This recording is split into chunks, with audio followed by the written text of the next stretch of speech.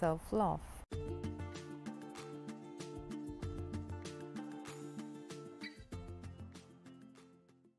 Hey again, Gosia, sociologist and psychotherapist.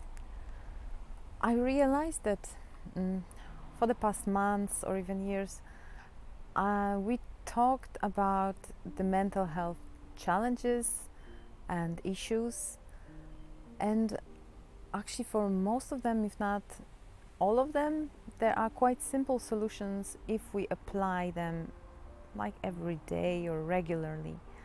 And most of them relates to self-love. And probably often you've heard some of the like buzzwords I will be using during this video, but I'll try to give them a context so you can understand how to do it or why to do it. So this video is more about self-love and how to. So self-love means that you treat yourself well, that you love yourself, but how you understand love. And this definition might be different because of our different type of experiences of being in a relationship. But self-love is actually giving yourself good condition to be yourself now and in the future. So like you want a plant to grow, you're not only buying it a good flower pot, but also you make sure that the soil is right and that you will keep adding water. The same for us. And the first good condition that helps us to become ourselves more and also give the space for ourselves to grow in the right direction is gratitude. If we train gratitude on a regular basis, then our approach to challenges soften. It means that I will put it into context. I want to become somebody, or I want to look in a certain way, or I'm in the process of healing from bad relationships, and I would like to find the good one, but I'm in the process. So instead of beating myself up, I'm not there yet. I'm grateful for everything I'm doing. I'm grateful for all the steps I'm taking in the healing journey. In a way, I'm taking responsibility for how to make it happen and what caused that in the past. So being grateful for everything I do. So focusing more on the process instead of looking for the result already. Because focusing on the result only and not getting it yet would actually contribute to us feeling or becoming more perfectionistic, and it just basically adds more pressure. And when we are grateful for how far we have gotten, it releases some of it and it gives us this feeling, I've actually done something already. And if we do it every day, we eventually get where we are supposed to. We're just not going to be expecting the end result right now. So that's one way of giving ourselves self-love every day. And that's, like I'm saying, that watering the plant a little bit every day. But it also is about the conditions we have. So everything we have, whether it's right now, if I don't have a partner, but I'm just preparing my emotional patterns or openness to get one. You see what I mean? So the second one would be a mindfulness or self-awareness practice. And in here I mean both, like the formal one, that's some kind of routine that you're getting every day in some kind of aware session, whether it's a meditation practice or aware walking, or even doing aware exercising. I've heard a lot of people also using that, and I feel very good. Some kind of formal routine that you set yourself up to be present in the moment. So that's the formal part, but also informal. So observing your thoughts in terms of, if I'm about to make a decision, often I have like two sides of me talking, right? like the devil side and the angel side, and they both have something to say. So if I'm observing myself, there's like, okay, this argument comes uh, from this pessimist, or from this critic, self-critic, or my projection of somebody else criticizing me. But this one, it actually sounds more like my intuition, and it sounds like some more supportive place of me. So it's about distinguishing who's talking. And this is this type of informal mindfulness, which applies to pretty much every situation in our life. And that adds a lot to both the outcomes, the actual decisions we are making, and our mental health. So that's another, this kind of very beautiful water that we add to our flower pot. Oh my gosh, it's such a poetic expression.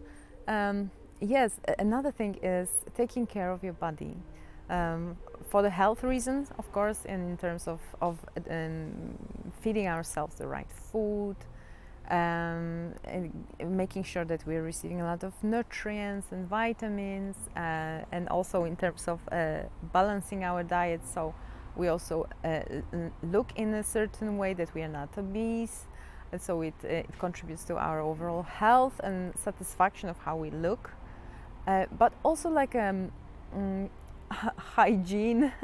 But hygiene can be understood in many ways, but for women it's also how you dress and how you style your hair. Do you use any makeup or a good cream, or you make sure that you make your face massage or face yoga, stuff that make you feel good about yourself, and again, for yourself, not for others to compare and judge. But when you look in the mirror, it's like, Gosia, nice chick. To create this kind of self-contentment about what you see.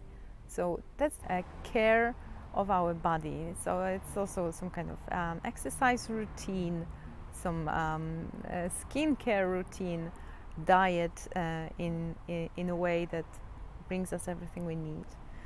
And the last thing I would like to bring in is creating small challenges for ourselves. So things that we know it's a little bit maybe outside of our comfort zone, but if you don't like meeting new people, but you will go out once in a while, and you just put yourself out there, and see that it's not so bad, and actually people react on you very nicely. It can be also a transformative experience, because you will realize, or maybe some of my fears are irrational, and I can pierce through them, and so making small challenges and feel good about that, it's also a nice way of taking care and loving ourselves, because it gives us opportunity to improve or maybe expand on who we are, and that always gives the satisfaction as the end of the end result, and it also gives the satisfaction for the overall understanding of who you are, and that gives you opportunity to actually get to know yourself maybe a little bit better, because maybe some of the understanding of who you are, what you're capable of, what your limits, it's basically not to date. Maybe you just judge yourself from the previous experience, but maybe now you have grown into something more, and you might surprise yourself, and also the feeling of that might be very good, and it also adds to your self-love and self-confidence.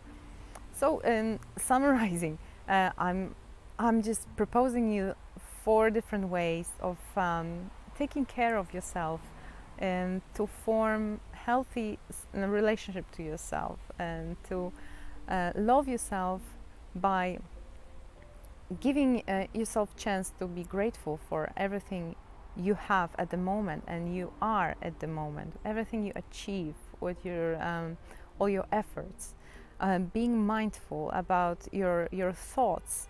So giving yourself a routine to have a regular chance to be aware of the here and now, but also to observe your thoughts. Who is talking? Should I listen to that or that thoughts? Or maybe it's just irrelevant, or maybe it's my old critic from the past talking. That also gives a lot of space and freedom to our choices and contributes to the right choices.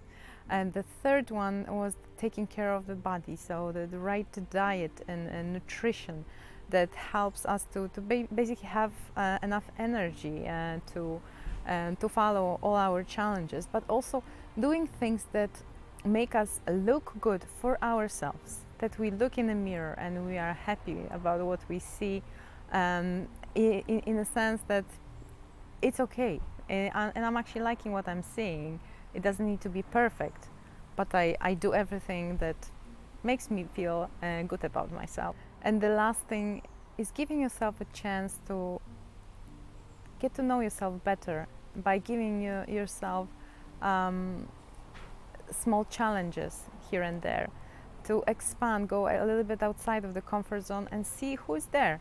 Maybe I changed and I didn't know about it, and that will help me to appreciate myself better, love myself adequately, and be more confident being around others.